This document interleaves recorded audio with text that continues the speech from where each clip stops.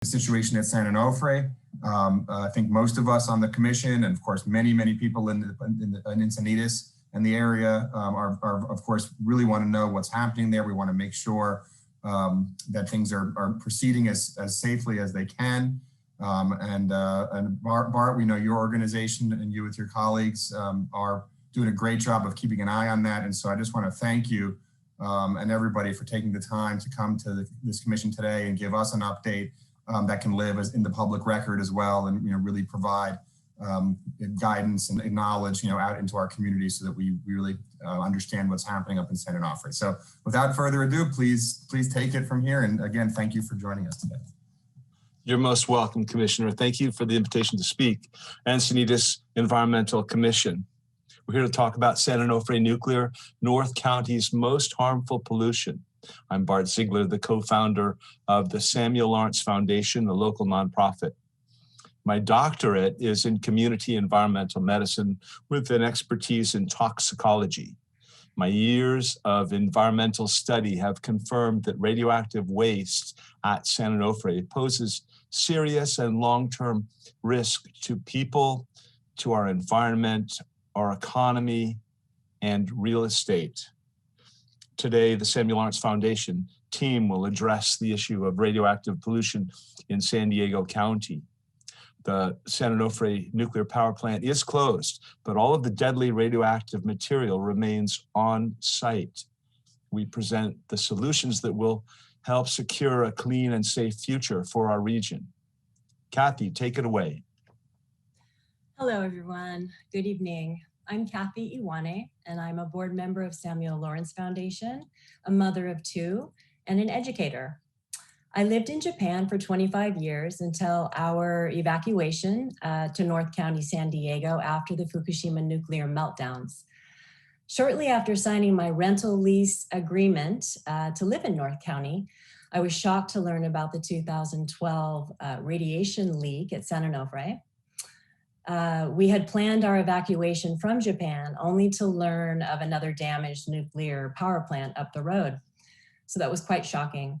So I became involved in the effort to shut down San Onofre. I served as interpreter for former Japanese Prime Minister Naoto Kan, where he shared his mistakes and regret on the mismanagement of the nuclear disaster with the Western world for the first time. His goal was to inform San Diego leaders on how they could prevent a similar disaster at San Onofre. And today, my work at Samuel Lawrence is to raise public awareness on the unaddressed risks of San Onofre and beyond. So what are these unaddressed risks? We're living in the age of undeniable climate change. Radioactive waste is a little known climate risk. This deadly material is stored in 65 communities across our very nation. One of those communities is in our own backyard at San Onofre. Climate change amplifies the risks posed by radioactive waste. We have sea level rise, earthquakes, flooding, wildfires, landslide. All of these affect the storage of radioactive waste. Samuel Lawrence spends half of our time and resources advocating for the safe storage of nuclear waste at San Onofre. You've probably heard of groups full bore supporting moving the waste, but the reality is that the waste is highly unlikely to be moved in our lifetimes, and that's simply because there is no place to put it.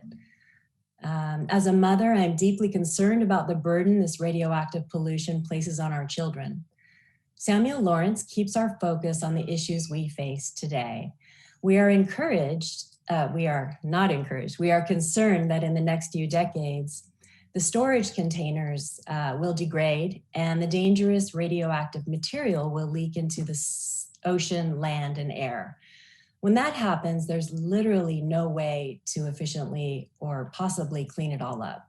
This is a generational issue that demands our attention now. So why are we worried? Nuclear waste at San Onofre is stored in low quality containers in a location that is especially vulnerable to climate change, natural disasters, human malfeasance, which is terrorism. The owners of the plant are more concerned about costs than they are about public safety. Poor quality storage. This is a big one. The thin-walled canisters in use are prone to corrosion cracking, which is sped up by the salty air environment at San Onofre. The utility chose a low-quality storage canister only designed for 60 years under the best of conditions. And quite frankly, San Onofre is not the best of conditions. No repair plan. This is a big one.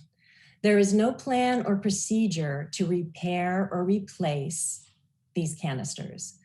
It is inevitable that they will age or be damaged by a disaster.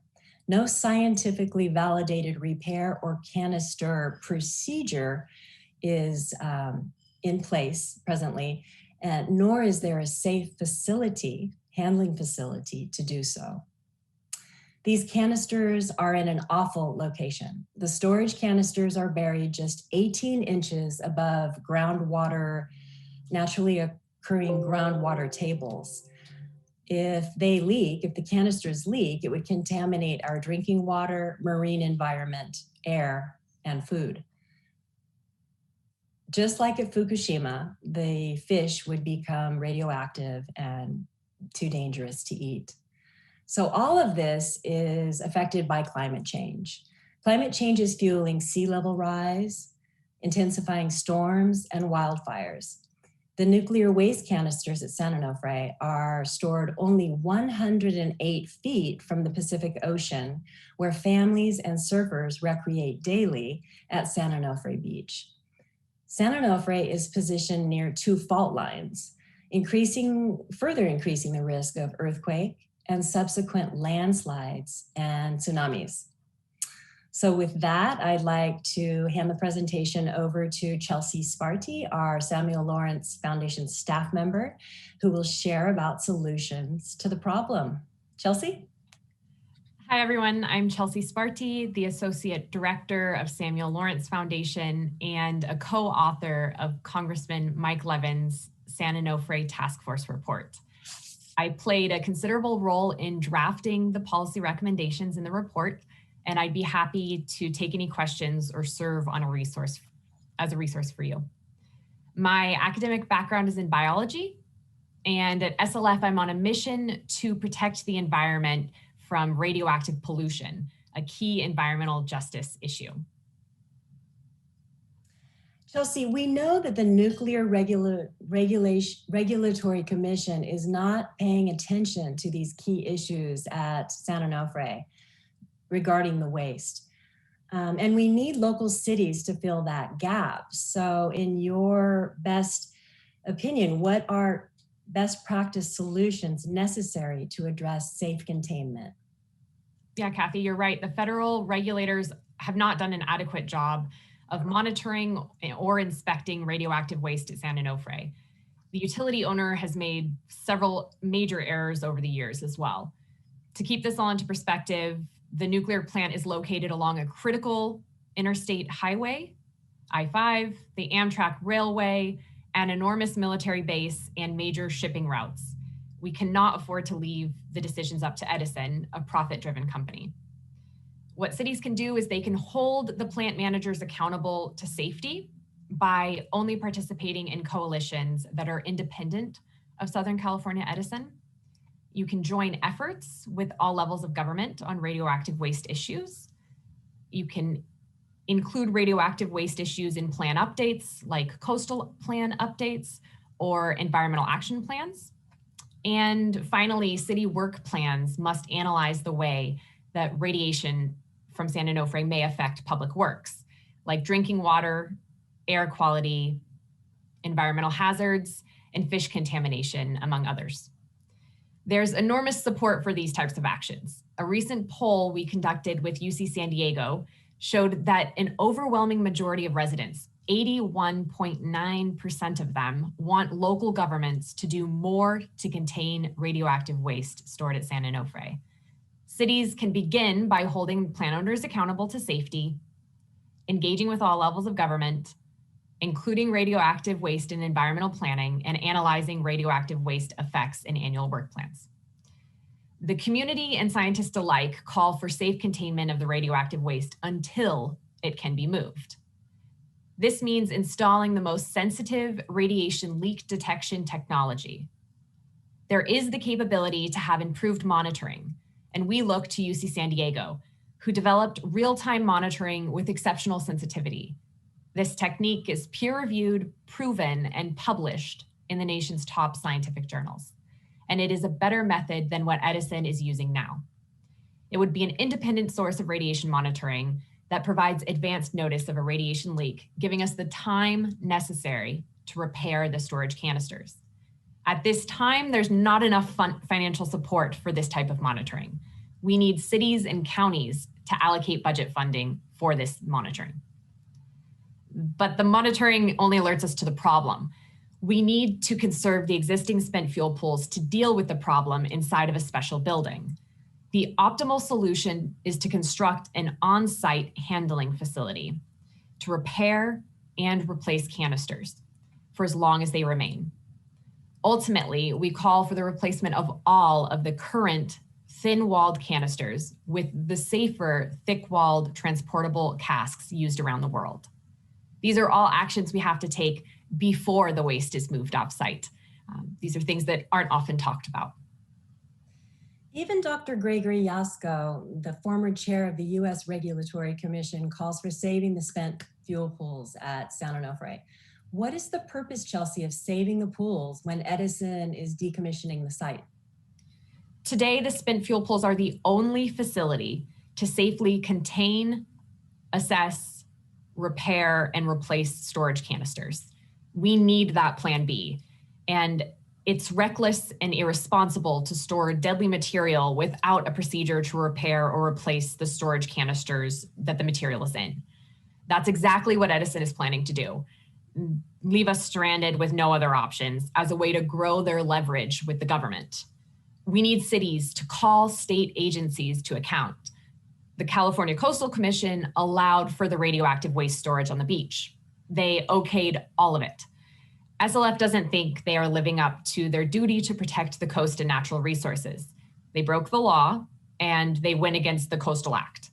So we introduced 2 public interest lawsuits that challenge their decision to allow coastal storage of radioactive waste and their permit to deconstruct the spent fuel pools, because those are bad decisions. Chelsea, can you tell us about your involvement in Congressman Levin's task force and how this informs how cities can effect change? Yeah, I served as a co-author of Congressman Mike Levin's task force on San Onofre and was selected to draft many of the policy recommendations. There are clear ways that cities can partner to advance change on these issues. One is by advocating for recommendation number 8, which would grant state authority for environmental oversight at radioactive storage locations. 2, by engaging with federal leaders on long-term waste disposal solutions. And 3, by holding Edison accountable for emergency planning budgets, radiation monitoring, and repair and replacement procedures for storage canisters. So what can we do as concerned citizens living so close to San Onofre? Well, the first thing is to know that your actions matter. Because of everyday people, the issue has become one of national importance and is constantly in our regional newspapers. City leaders must hold other leaders accountable as well. And in terms of tangible action, you can write and call your elected officials and ask them to act on behalf of public safety. SLF has an email campaign that makes it really easy to act with a few clicks. You can find it on our website and social media. And we also encourage everyone to learn more about radioactive pollution. We have resources on our website, and our team is available to answer any questions that you may have. We're always looking for volunteers and donors, so if you're ready to contribute to solutions, you can get in touch with us. Thanks so much to the Encinitas Environmental Commission for the chance to speak today, and we're happy to answer any questions that you may have.